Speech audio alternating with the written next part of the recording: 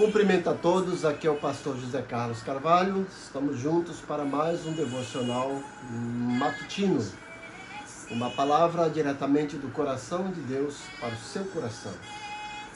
O tema de hoje é Restaurando a Nossa Visão, parte 3. O texto que nós escolhemos foi Isaías capítulo 6, falamos anteontem sobre restaurando a nossa visão a respeito de Deus, cobrindo o versículo 1 ao versículo 4. Ontem falamos sobre restaurando a nossa visão a respeito de nós mesmos, cobrindo os versículos 5, 6 e 7. Hoje falaremos sobre restaurando a nossa visão a respeito do mundo. Isaías capítulo 6, versículos 8 e 9, que diz: Depois disso, ouvi a voz do Senhor que dizia: A quem enviarei? E quem há de ir por nós? Disse eu: Eis-me aqui, envia-me a mim. Então disse ele: Vai e diz a esse povo: Ouvi, ouvi e não entendais. Vede, vede, mas não percebais. Interessante que quando a gente presta atenção nesse texto, vemos a sequência lógica da restauração da nossa visão, ou restaurando a nossa visão em 3 aspectos. Primeiro, precisamos, antes de mais nada, e acima de tudo, restaurar a nossa visão a respeito de Deus. E só então teremos a nossa visão restaurada a respeito de nós mesmos. E só depois disso teremos a nossa visão restaurada em relação ao mundo. Veja que Isaías vivia naquele contexto do povo de Deus que estava em pecado, em apostasia e uma espécie de bancarrota espiritual, uma frieza espiritual, mas até então ele não tinha enxergado isso. Até então parece que ele estava meio entenebrecido, meio adormecido, meio embriagado a tudo isso, e não conseguia enxergar a necessidade do mundo, não conseguia enxergar a situação em que as pessoas que estavam ao seu redor estavam enfrentando.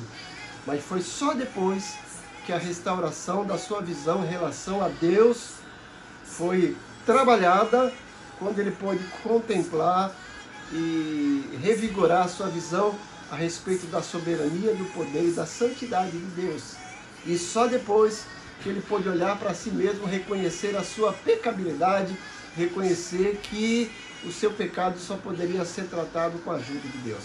Aí então os seus olhos estão abertos para contemplar, para ver a necessidade do mundo. Deus estava ali contando com Isaías para levar a mensagem àquele povo que andava em trevas, que estava em constante pecado, afastado de Deus. Hoje a situação é a mesma. Quantas pessoas estão aí no mundo sem Deus, caminhando com seus pecados, correndo para a beira do abismo, e às vezes o nosso coração não palpita em relação a isso, não sentimos dores, não ficamos gemendo em relação a isso, não estamos nem aí para isso. É porque às vezes os nossos olhos não foram abertos em relação à necessidade do mundo. O mundo precisa de Jesus, o mundo precisa de Deus.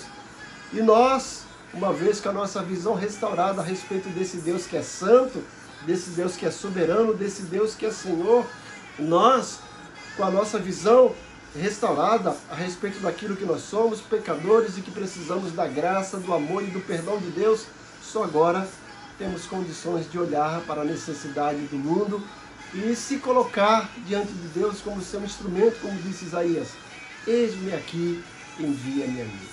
Quantos cristãos estão hoje aí esperando Deus chamar e esquece que Deus já chamou há muito tempo?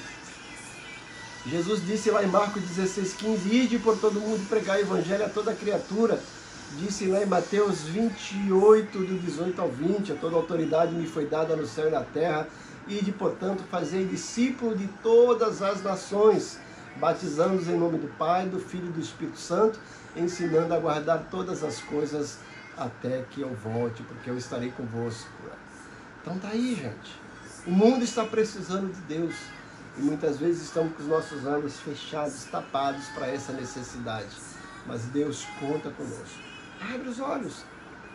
Preste atenção, deixe o teu coração bater em relação à necessidade do mundo e não fique apenas contemplando a necessidade. Diga como Isaías: eis-me aqui, envia-me a mim. E Deus nos abençoe grandemente.